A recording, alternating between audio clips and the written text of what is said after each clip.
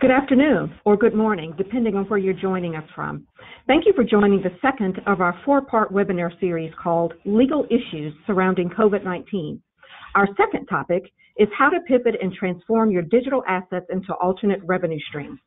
My name is Janine Anthony Bowen, and I'm co-leader of Baker Hostetler's new Digital Transformation and Data Economy team, and a partner in the Atlanta office. With 2 degrees in engineering, a decade working in technology companies, and 2 decades as an attorney, my practice focuses on sophisticated commercial transactions involving technology, data, and intellectual property. The other co-leaders of the team are Chad Rutkowski, a partner in the Philadelphia office, and Juwan Serrato, a partner in our San Francisco office. We are a multidisciplinary team focused on helping clients determine where their opportunities and vulnerabilities lie and to design a plan to manage, protect, and leverage digital and data assets. Today and weekly for the rest of May, we will be presenting webinars highlighting how companies can position for what's next as we move through and beyond COVID-19. Next slide. Let me introduce you to today's panelists. Kirk Halpern is founder and CEO of Farmers and Fishermen's Purveyors in Atlanta, Georgia. Kirk is a 31-year industry veteran in the food service and distribution space, where he serviced traditional meat and seafood sales to hotels and restaurants. He launched this family multi-generational business with his son, and he has now pivoted and transformed his business as a result of COVID-19, moving from a business-to-business model to a business-to-consumer model. We also have Rupali Patel Shah. Rupali is Senior Director, Technology and Commercial Counsel at American Water. Rupali joined American Water, the country's largest and most geographically diverse publicly traded water and wastewater utility, in 2017, just as the company was developing its digital transformation, technology, and data strategy.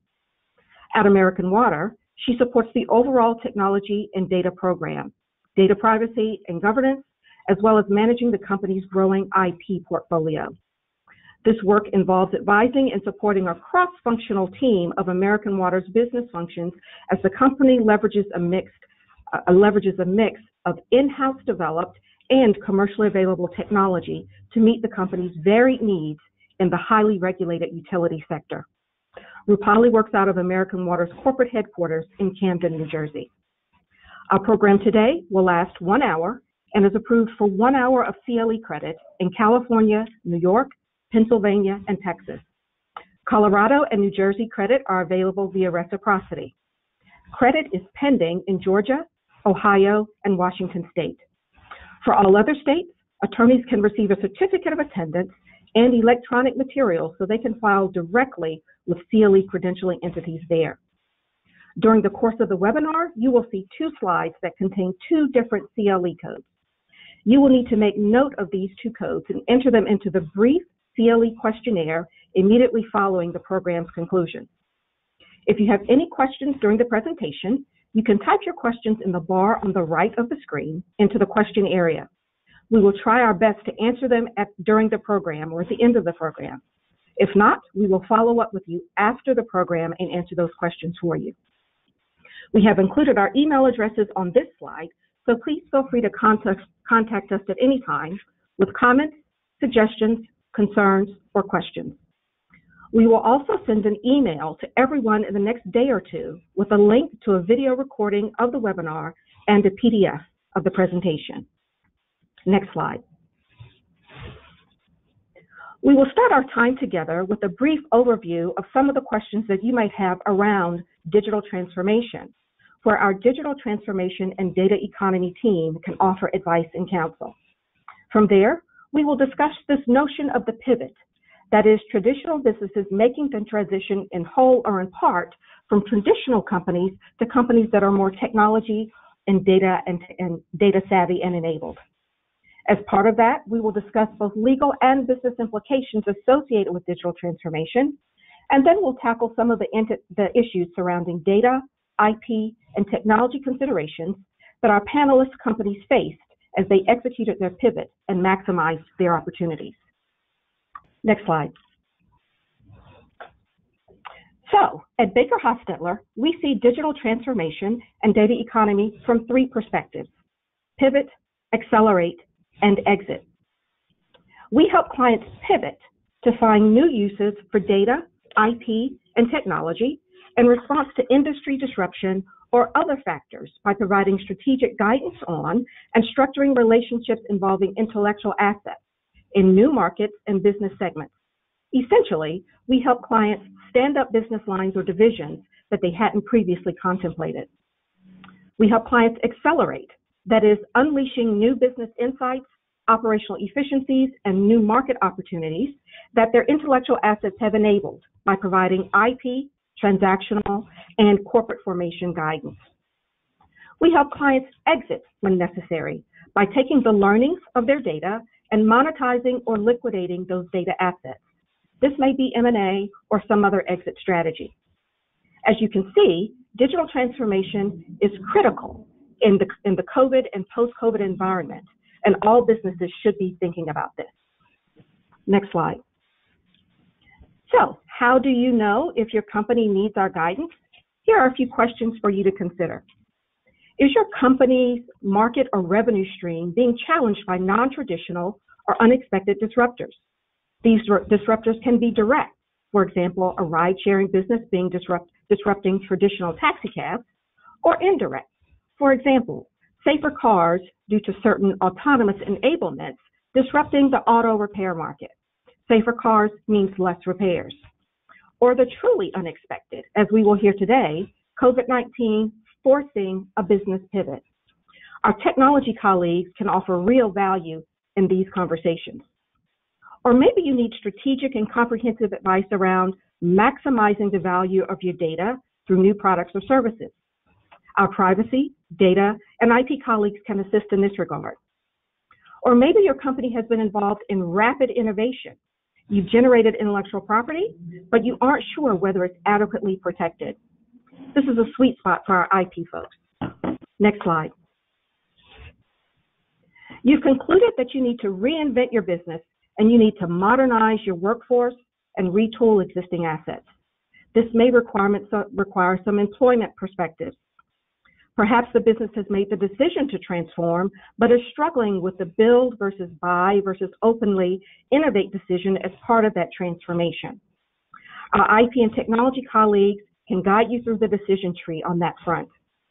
And finally, if you're contemplating an exit strategy and need to get a handle on your company's digital, technology, and IP assets, maybe this is M&A, maybe this is bankruptcy, or something in between.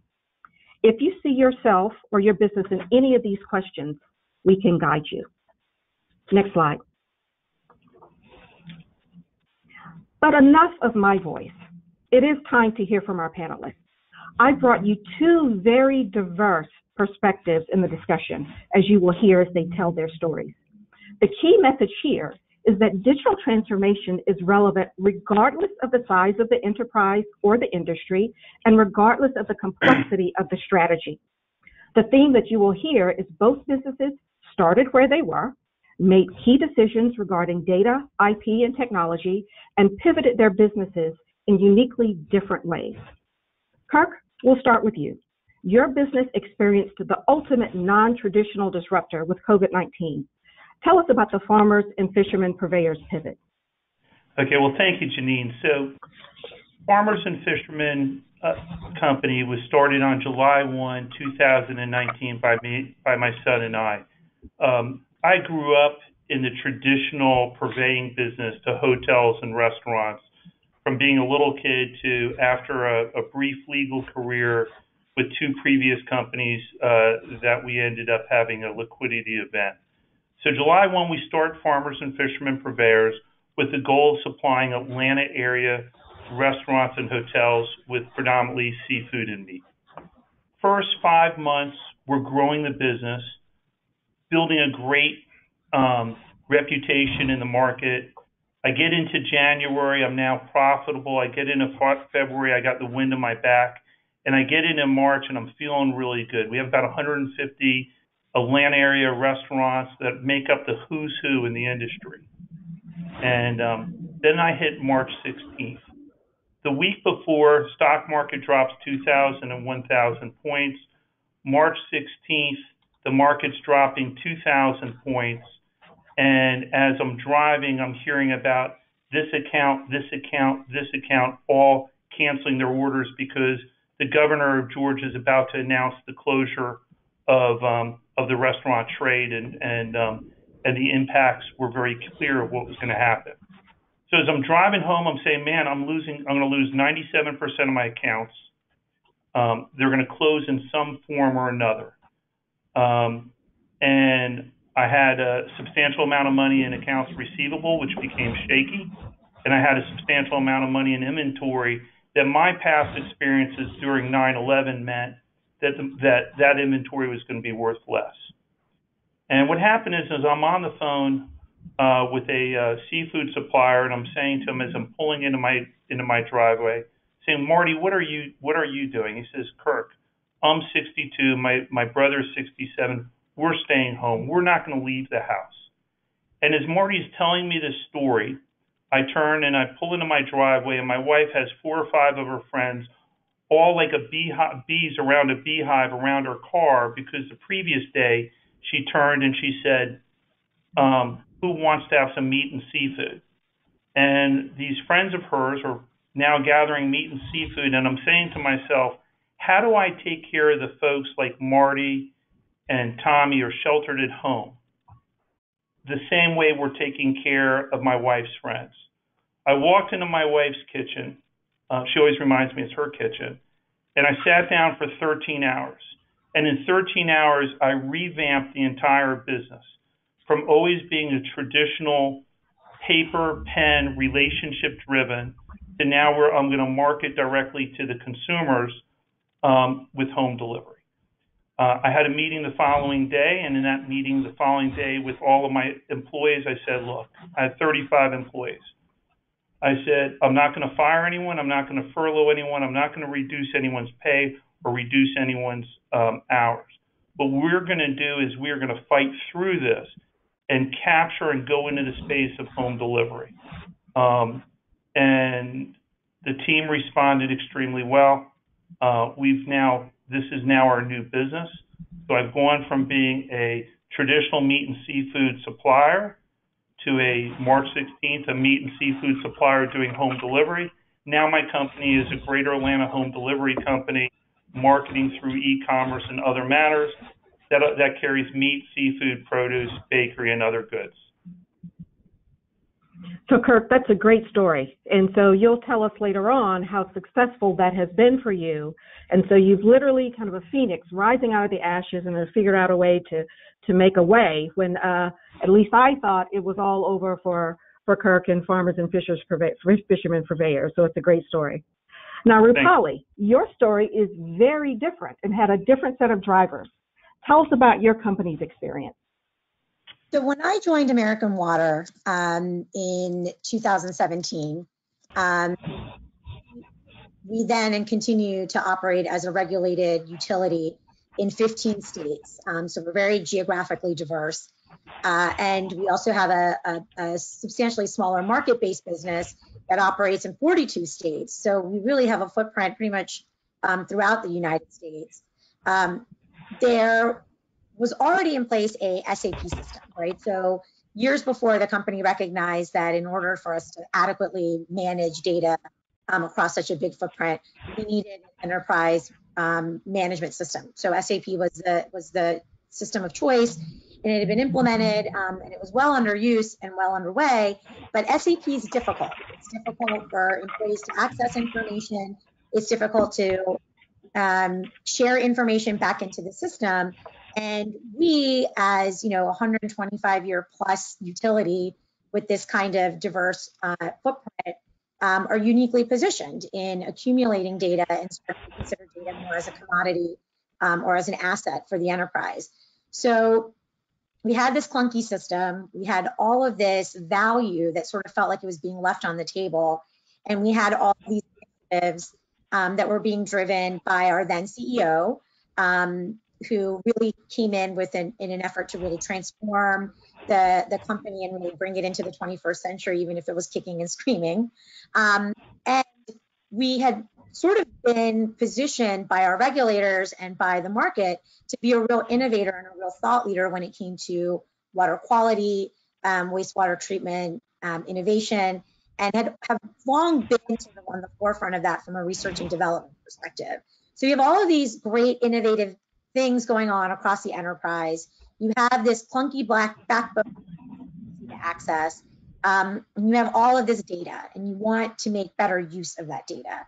So at the time, there was a unique problem that was really emerging in the customer experience segment, where we send out customer service reps and field service reps to make house calls to help tend to issues that arise in a customer's home related to a meter, related to overall water service. And we were sending these folks out into the field without a lot of information that was specific to the customer. So it wasn't really providing a great customer experience, wasn't allowing for efficiency, wasn't necessarily allowing for the most safest and exchange for the benefit of our employees and for the customer.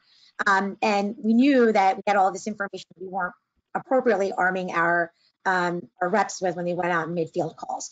So there was a decision to build an application that would solve just that. It would give field service reps real-time information to prepare for a call at a consumer's home, a customer's home, and it would also give them an opportunity to interact or share information back about customer preferences based on that interaction.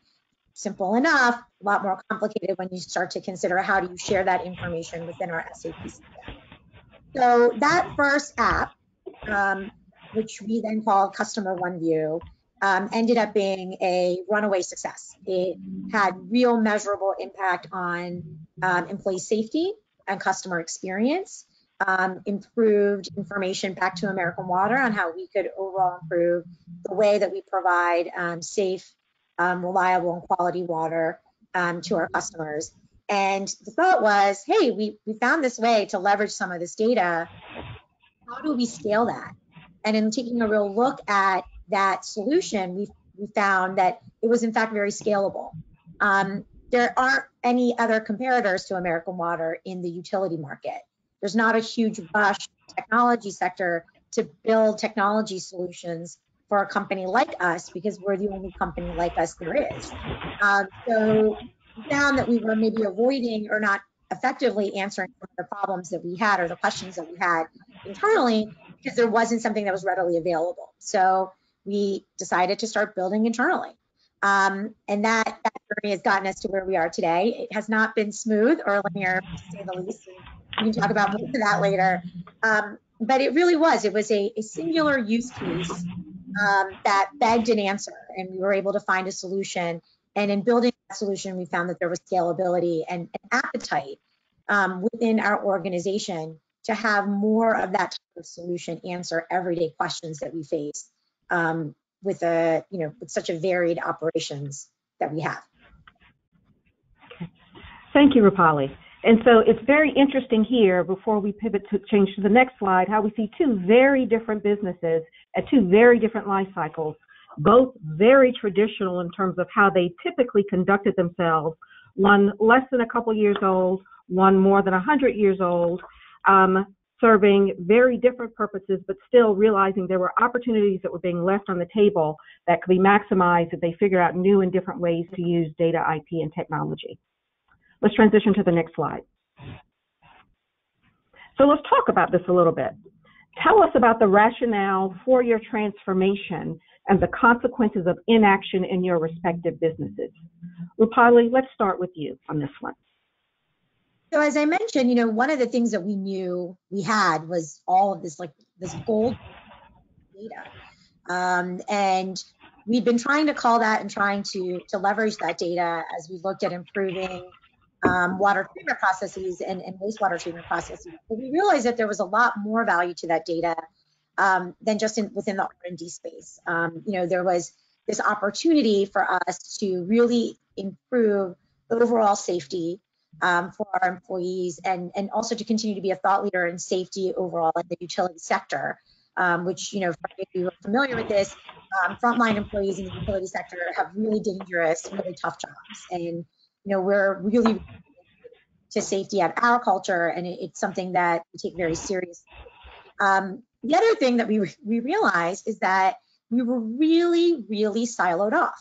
So here we had this benefit of being in 15 different states, where we could learn from one another, share information, improve the overall experience, improve the overall benefits that we provide to our customers. And we weren't doing that because it was really difficult to do it. So we had all of this value untapped, all of this sort of fragmentation, segmentation that really wasn't benefiting or really moving the ball forward for us as a company.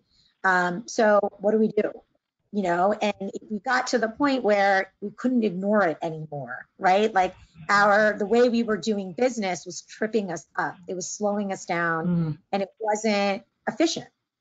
And efficiency is the name of the game in the utility industry. Honestly, we are stewards of our customer dollars, and we are stewards of our customer information, and we need to find a way to effectively use that and leverage that so that we can advance the discourse when it comes to the science around water and wastewater treatment, but also our customer experience, because our regulators and our customers expect nothing less than that from us. So didn't have a choice, honestly. I think we thought at the time when we were making this consideration that it was a choice, but in hindsight, it's like, no, we probably kicked that can down the road probably further than we should have. It wasn't without really just leaving so much on the table to our detriment for future growth. Very nice. And so this notion of recognizing that value is being left on the table, breaking down silos and improving the customer experience when you've got a cache of data sitting there just waiting to be propagated for that purpose is a real reason to embark on some of these digital transformation activities. So I appreciate that explanation. Now, Kirk, you've got a different rationale. So talk to us about your rationale and the consequences of inaction with respect to your business.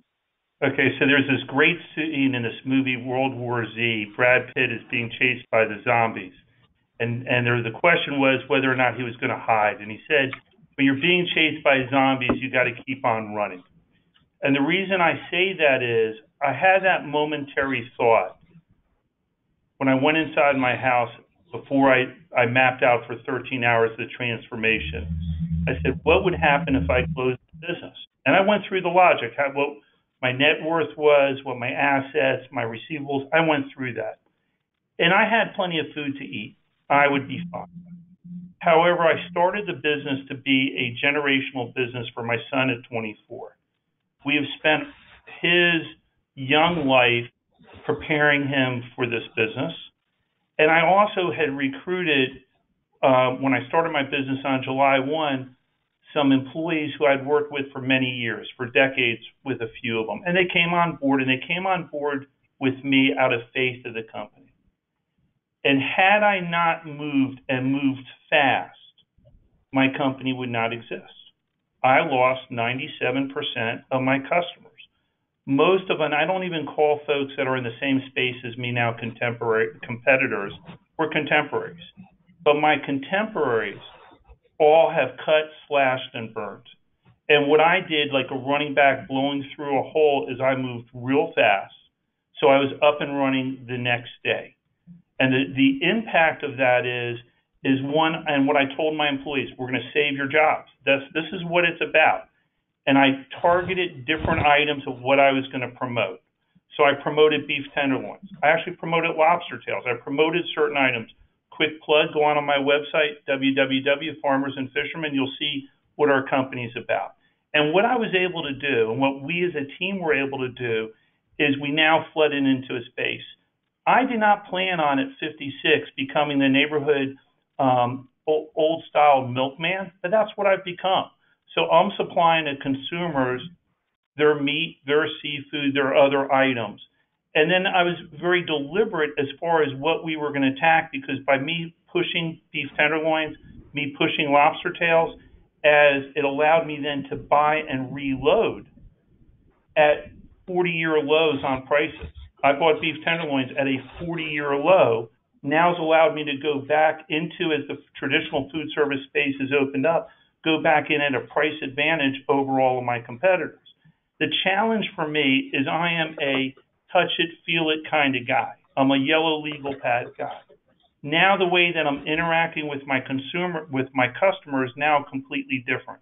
It's digital, it's website, it's social media. It's tough to touch and feel.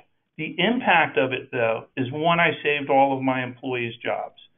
Second, what I said to them is as we grow and as I add people, I'm going to add their family members first. So I have a woman who's worked with me for 25 years. Her two sons were working in the Atlanta movie industry kind of as grips. I've now brought both of those guys on as drivers.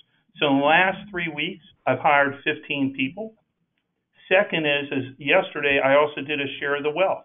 On Monday, I turned around and I handed out checks for $500 to every employee as just a thank you for the hard work. So had I not made the move, I would be dead in the water. Now I have a great future and a great hope for my son, my employees, and for our business. And so literally, if I understand it right, Kirk, you went from relationship-driven, meeting folks face-to-face, shaking hands, kissing babies, personal relationship selling, and you have now pivoted to, I'm marketing over the web, I'm using social media, I'm using email, I'm using things that I'm customer insights and things I'm learning about my customers, and I'm going to them directly as opposed to this paper and pencil method of doing business before. One, yes, and then there's an add to that yes. So the yes is on the customers. The other part of it is yes, I'm also delivering meat and seafood, but historically, when you would supply to restaurants or hotels, it was always easy to know where you're routing the vans. You got a van that's going to downtown. You got a van going to Midtown. You're unsure which stop is going to be your first stop. It's the 1,000-room hotel, not the 150-room hotel. Now our whole form of distribution is different because we're going into neighborhoods and you don't know everything from routing, and all of those other things now become different than what we knew. So that's good. And we're going to talk about scaling and what that means a little bit later, but that's a good point. So I appreciate that. So now the slides are doing a little wiggly on us, but let's see if we can go to the next slide. All right, so this is our first CLE code, transformation. The first CLE code is transformation. Okay, so if you've jotted that down, now we'll go to the next slide. So let's talk a little bit about key steps and inhibitors to your pivots in each of your businesses. We know that there are cultural issues involved in making a transition, incorporating more data and IP in traditional kind of bulky kind of businesses. Folks kind of got to get their minds right around this new way of thinking and behaving. You have to figure out what the real problems are that you're trying to solve, because technology can get fun in and of itself, but not be driven towards problem solving. Of course, we might have issues associated with employees buying into the new strategy, or maybe not, right? These are key steps and key inhibitors. But also this notion of making sure you have the right people along the way to assist you, the right partners, the right advisors to help you kind of make the transition from traditional to tech savvy and tech enabled. So Kirk, let's start with you on this one. Talk to us a little bit about what some of your key steps and key inhibitors have been. Well, the first key steps, and again, I'm managing a crisis. It's a crisis role. It's a do or death. So the very first thing is key relationships with the bank to make sure that I don't get tripped up on my asset-based lending, getting my accountants, my counsels involved, creating buy-in from my employees, which was real simple because for working men and women in my field, they saw all of their contemporaries getting knocked out.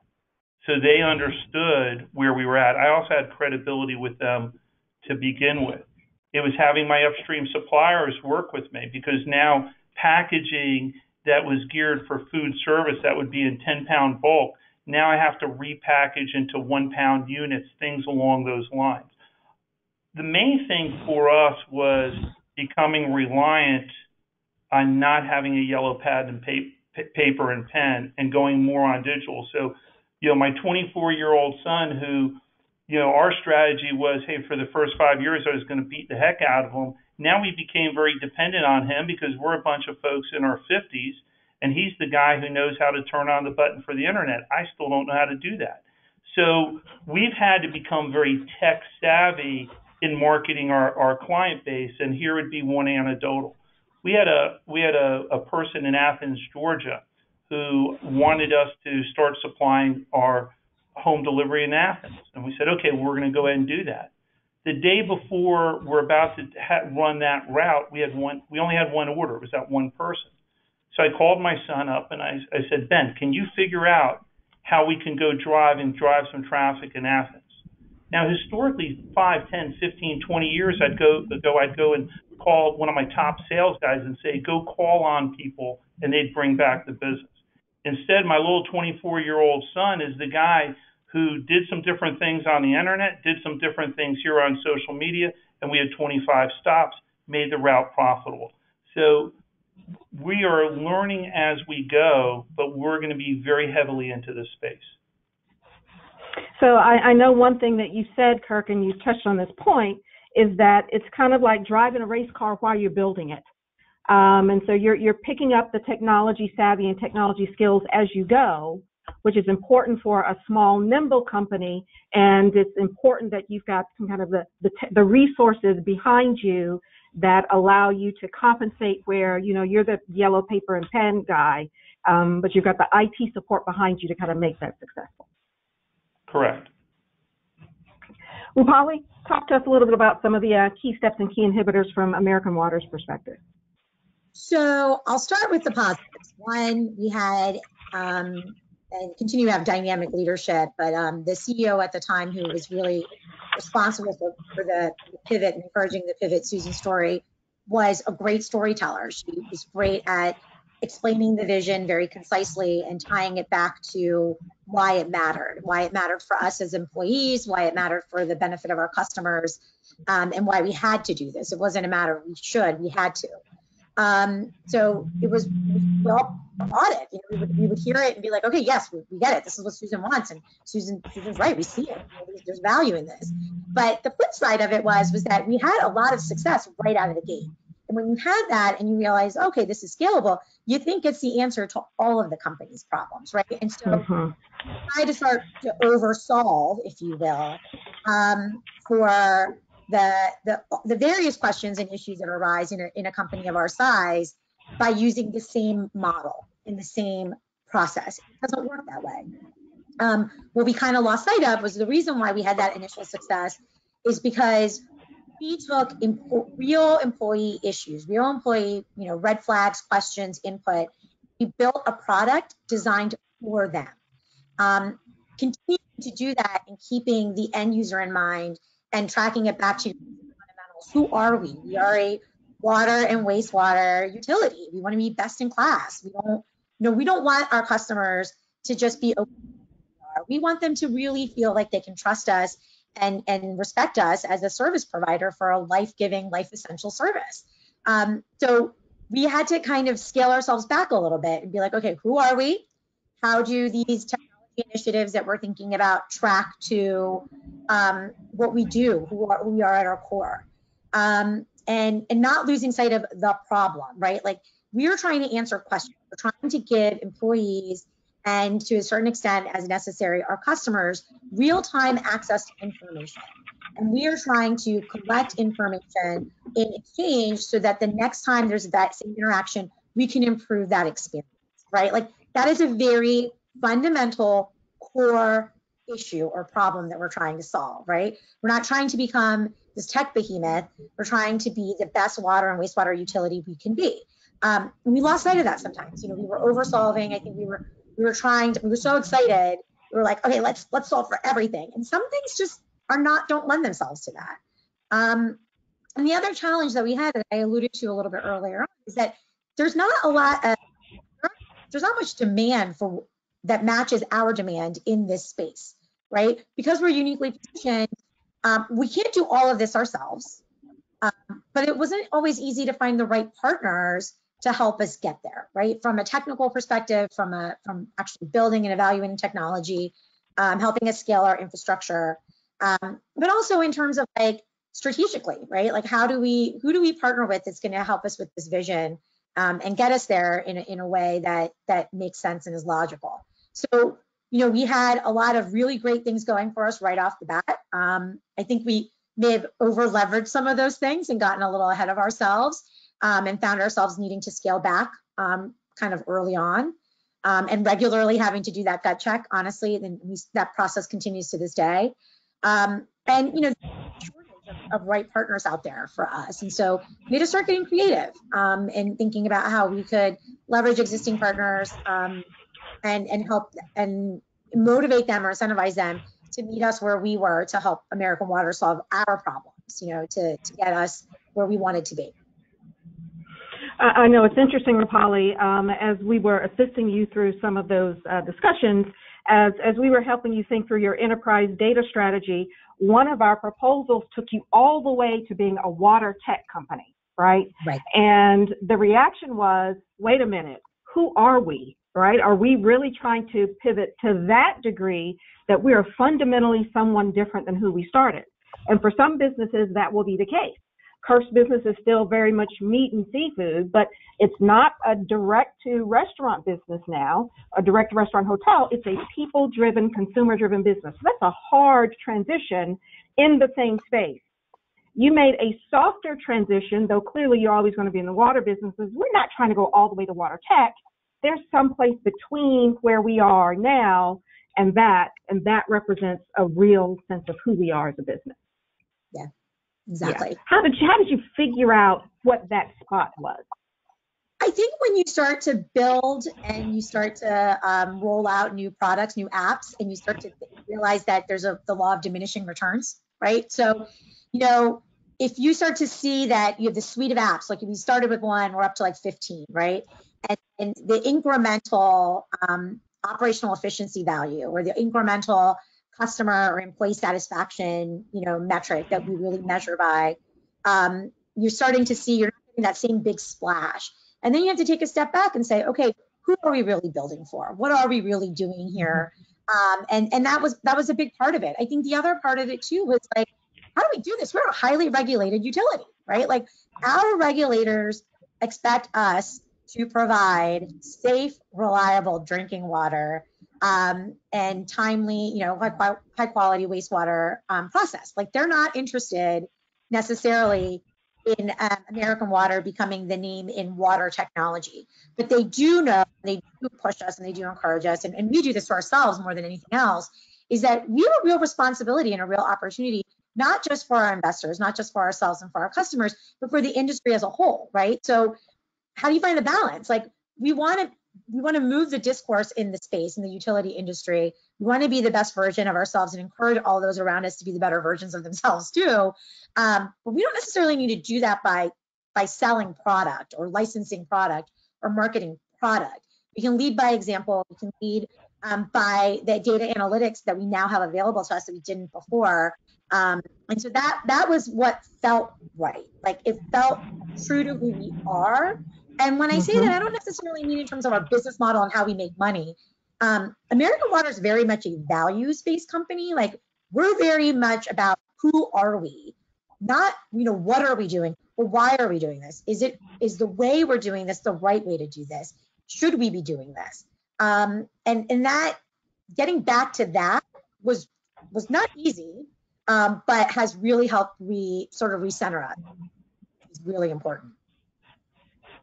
I appreciate that. So that's good. Let's go to the next slide. So we've been kind of strategic and business level in our discussion so far, which I think is very important because even though we're going to get to kind of some nuts and bolts items here, understanding the culture of the transformation and where that sits, the context in which that transformation sits, I think is very important. But let's dig down a little bit deeper now, because every conversation, all these conversations highlight that each pivot is different. But there's this common theme of some use of IP technology and data that are involved in each of these. So let's talk about some of the issues that you had to make around issues around these kind of big technology decisions. Kirk, let's start with you. So talk us through some of the issues that you saw. Okay, so first, prior to March 16, our website was a placeholder. It was just so that we could hold that place. I never thought of the website as a way to generate sales. You're supposed to have a website, so we had a website.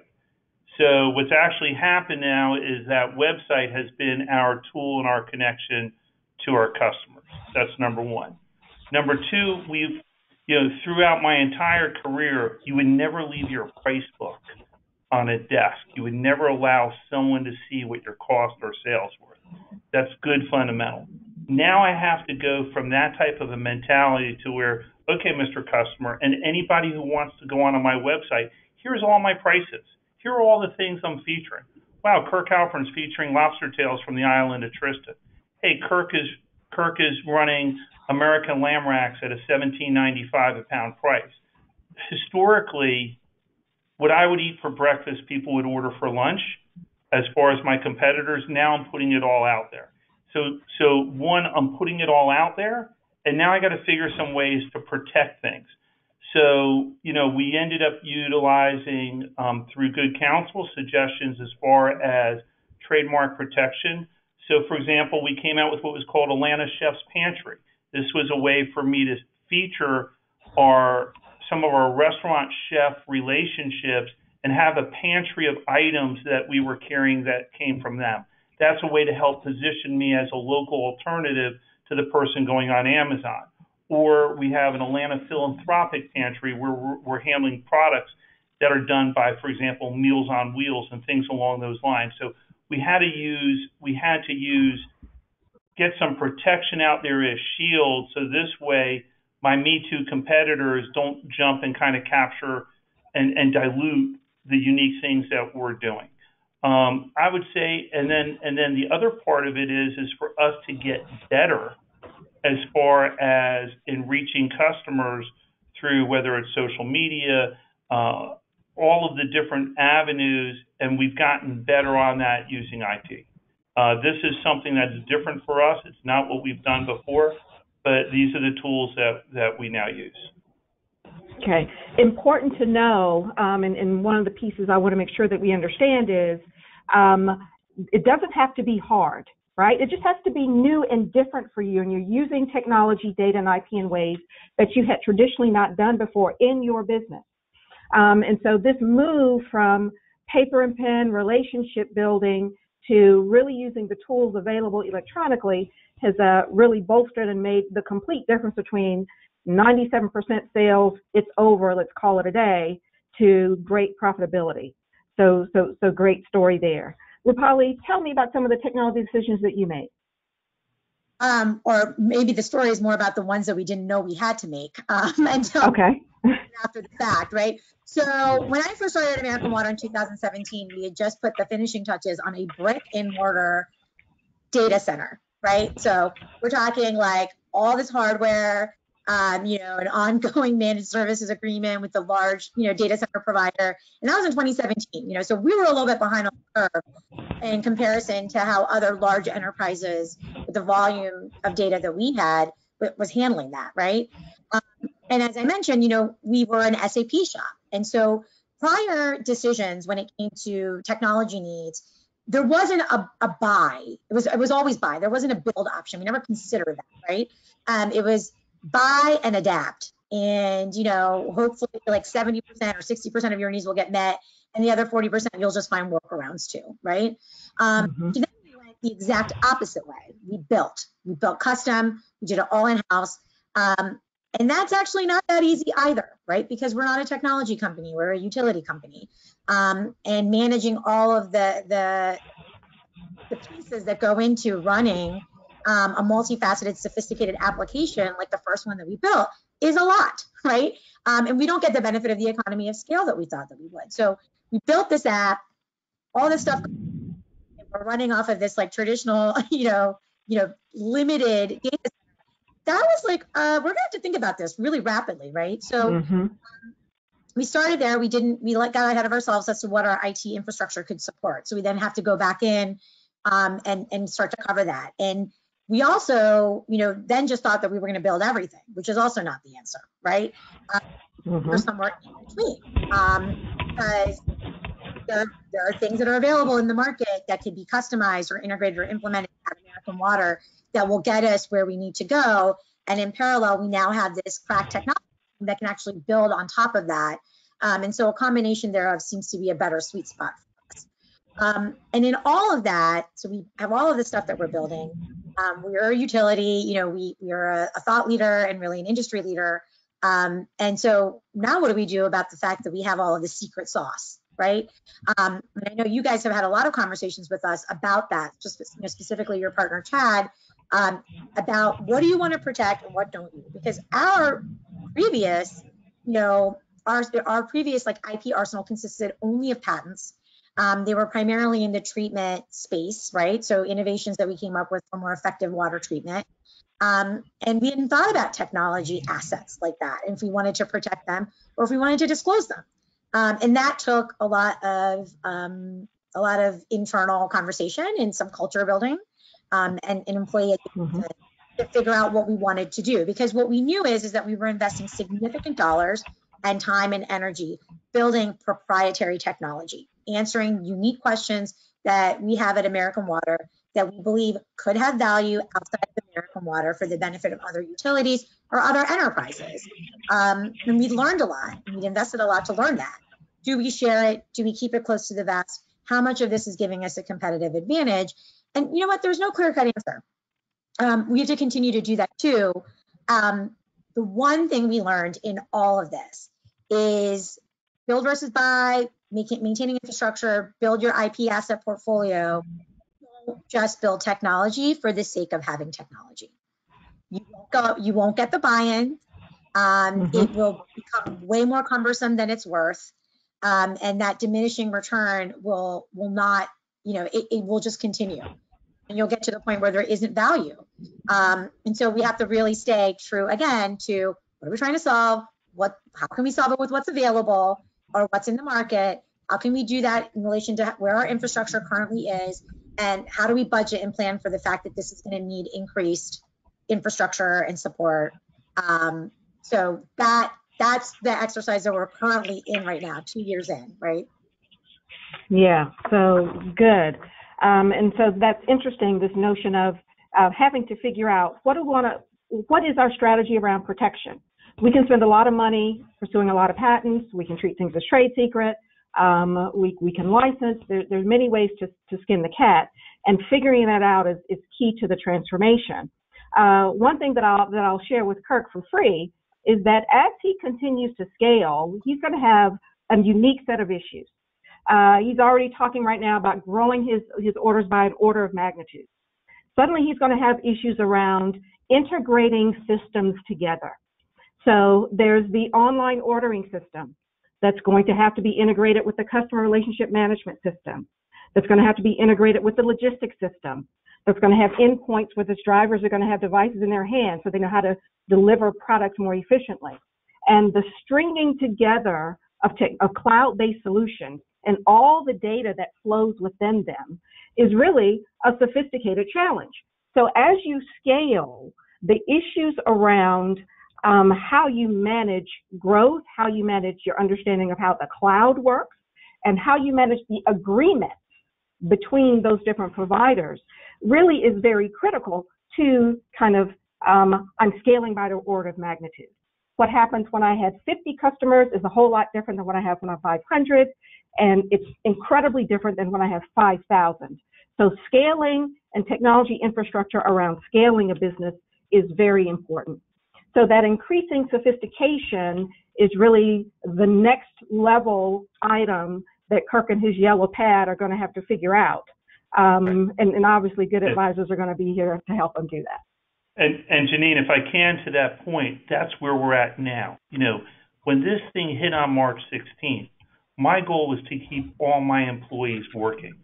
So I took my accounts payable, accounts receivables lady. By the way, I'm not getting any money coming in from the restaurants because they're all shut down. So I said, okay, your job is going to be when we get the American Express or Visa card to go ahead and manually enter in every number manually. Okay, that was okay because it kept her busy, but that's not a scalable path. Or we're going to have to now, we're doing the beta testing on our website for customers to go ahead and be able to enter in orders directly, because right now, the people that are taking the orders are my 25-year sales veterans who were calling on restaurants that couldn't call on anyone because all the restaurants were closed. So they're the ones dealing with the people over the phone. But at the compensation level they're at, that doesn't make sense. I'm going to need to eventually get them back out on the street food services. So you're exactly right. Now what we have to do is we've saved the business. We've created a great business. My sales are up. Pre-COVID, I went from here to zero. I'm now 300, the last 2 weeks, my numbers were 300% above my top line sales pre-COVID. My gross profit is 500% up, and my net profit is up 1,800%. Those numbers won't hold if, as I grow inefficiently. Good point, and I'm glad to hear you tell that story, Kirk, because that's a great story. Let's pivot to the next slide. We're coming down to the end of our time here, and I want to make sure that we cover these last couple points. And you've alluded to some of these things already. The results that you've seen in your business as a result of your digital transformation. Kirk, you talked about some of the financial results. Any other results that you'd like to share with us? Well, actually, the other thing that's kind of been an advantage is as we've made this move, and as now we're posting, whether it's on LinkedIn, Facebook page, website, our profile within the traditional meat and seafood industries have actually increased. We've gotten great press in the leading meat and seafood industry trade magazines. We've gotten picked up in the Washington Post, Bloomberg, the local Atlanta papers, and that's given our company added street credibility, added street cred. My suppliers are now very happy to be doing business with us. And I can also see that suppliers who maybe said before, we're working with someone else in the Atlanta space, we're not going to bring on Kirk. Now they're rushing to the phone with the deals because we've shown ourselves to be a hot company. We could not have been a hot company without our rush into technology, data, and IP. Perfect. Rupali, what have you seen for American Water? What kind of results? Really positive ones, sort of across the board when we think about the metrics or the fundamentals that we sort of measure ourselves by. So ongoing improvement to overall employee safety, improvements to the customer experience. Our growth strategy primarily involves growth through acquisition, buying systems, water and wastewater systems throughout our footprint. Having this improved, enhanced technology suite, this suite of applications and just more nimble technology available to us helps with that transition as we're making acquisitions, which is key to our growth. And I think it also just has helped make us feel more like a one company, right? And when we think about how unprecedented, the unprecedented times that we're in right now, and we think it's unimaginable to us if we were still living in the SAP world, where all the information had to come from this system and there was only so many people that could touch it, feel it, hard code, reports and queries to run things for us and have to create all these tables.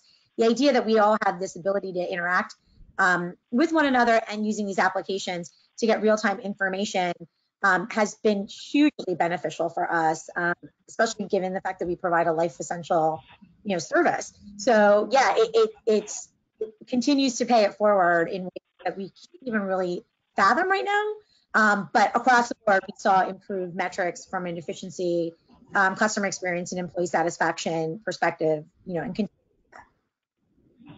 Excellent. Let's go to the next slide. So let's talk about key takeaways. And I know this kind of reflects a combined list of all three of us.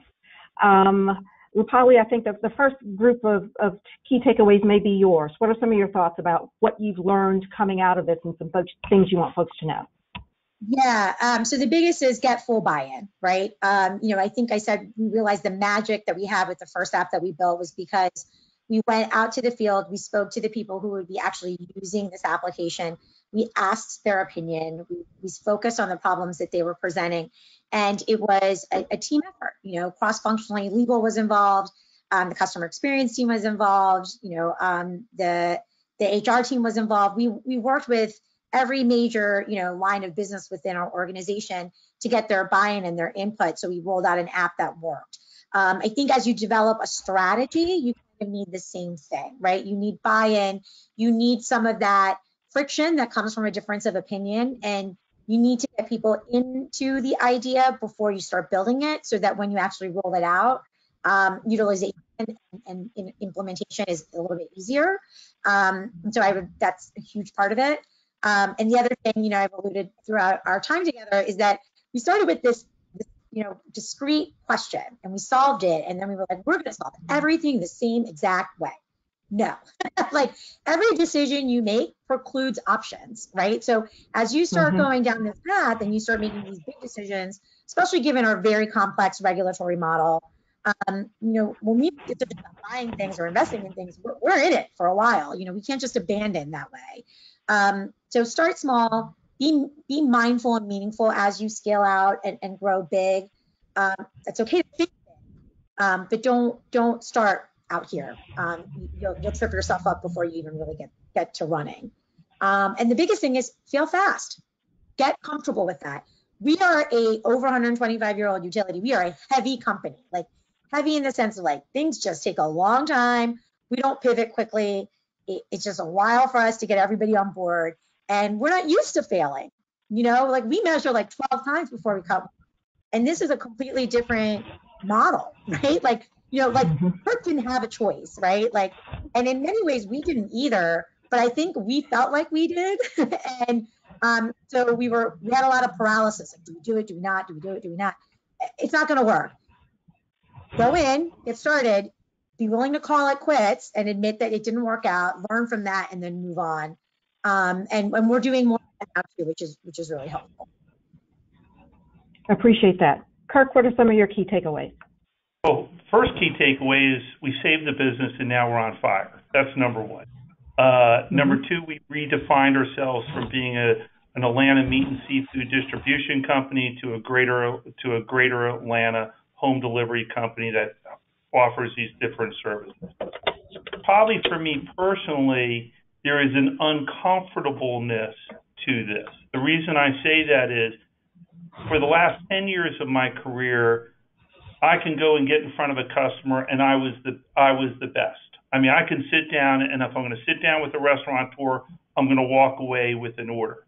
Now, all of a sudden, I'm the dinosaur. My VCR is still flashing 12, and I'm now dependent on technology that I'm not familiar with.